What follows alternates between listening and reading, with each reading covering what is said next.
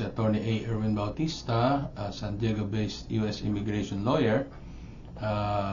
Dito po sa ating program na U.S. Visa Question and Answer or U.S. Visa Q&A for short.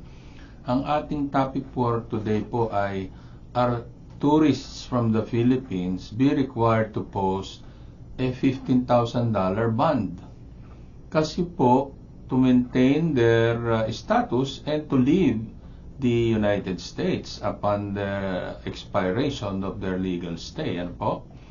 So, kasi po noong August 5, 2025, the Department of State published the temporary final rule dito po sa Visa Bond Pilot Program. Ngayon, ang mangyayari po at the time of the interview, a consular officer will determine if an applicant falls within the pilot program's scope. Number 2, if determined eligible, the applicant will be informed of the required bond amount, which can range from $5,000 to $15,000.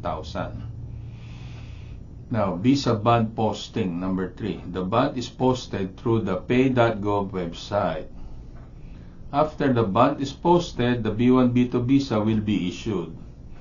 Ngayon, number 5, entry requirements. Visa holders must enter the U.S. through specific ports of entry and will be admitted for a period of no more than 30 days.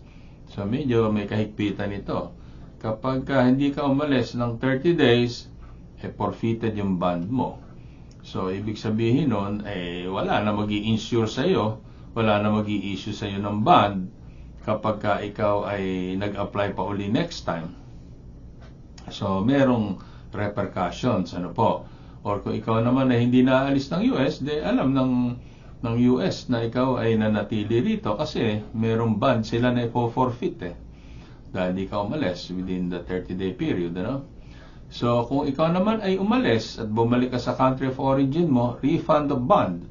The bond is refunded if the visa holder complies with the terms and conditions of the visa and departs the US within the specified time frame. Or number 7, forfeiture. Failure to comply with the visa terms results in the forfeiture of the bond amount.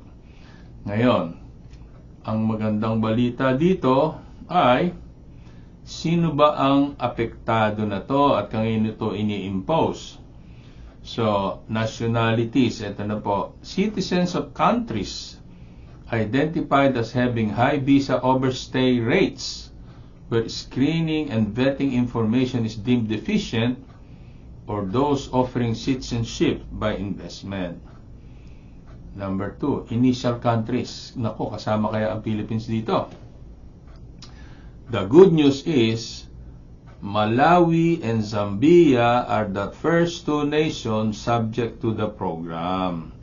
So, hindi pa po kasali ang mga Filipino tourist applicants.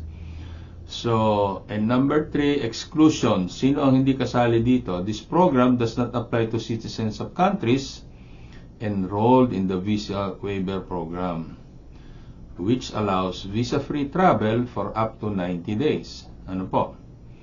So, the U.S. State Department launched a 1-year visa bond pilot program on August 20, 2025. So, matatapos ito ay August 19, 2026.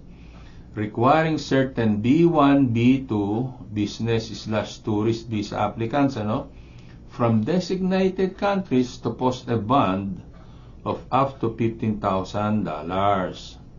So the program targets nationals from countries with high visa overstay rates or other risk factors, with Malawi and Zambia being the first 2 covered countries.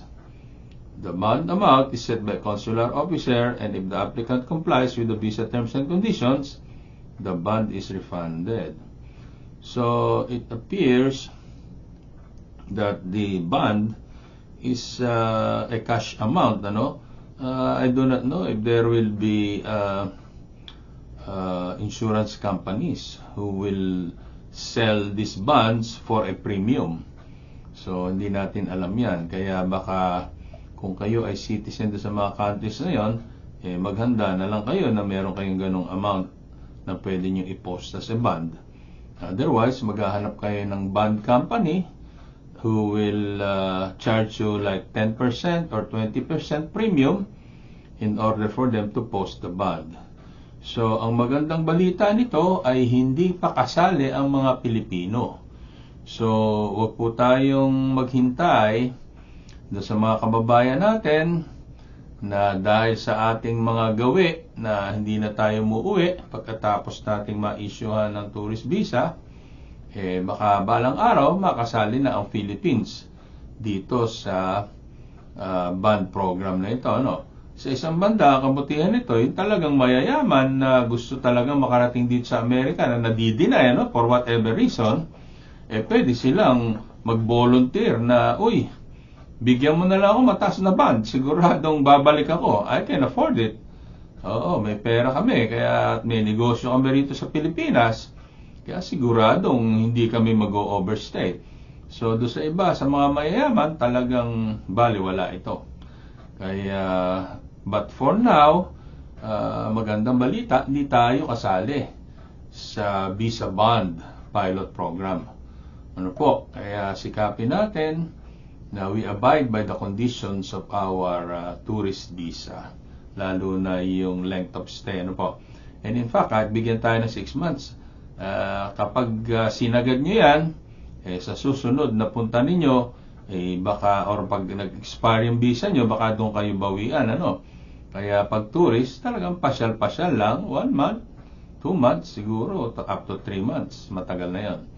So, yan po ang magandang balita, hindi tayo kasali sa posting of bond requirement. So, ito po si Attorney A. Erwin Bautista ng US Visa Q&A, at tayo po ay maririnig sa radiophilam.com at sa Flash TV ay tayo mapapanood din. So, maraming salamat po sa pakikinig.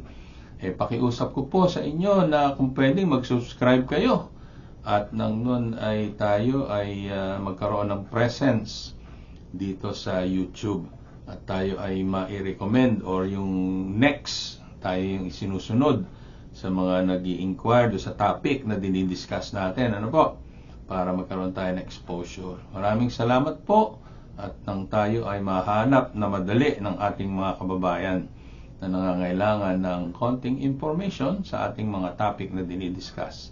Maraming salamat po sa inyong panonood at pakikinig.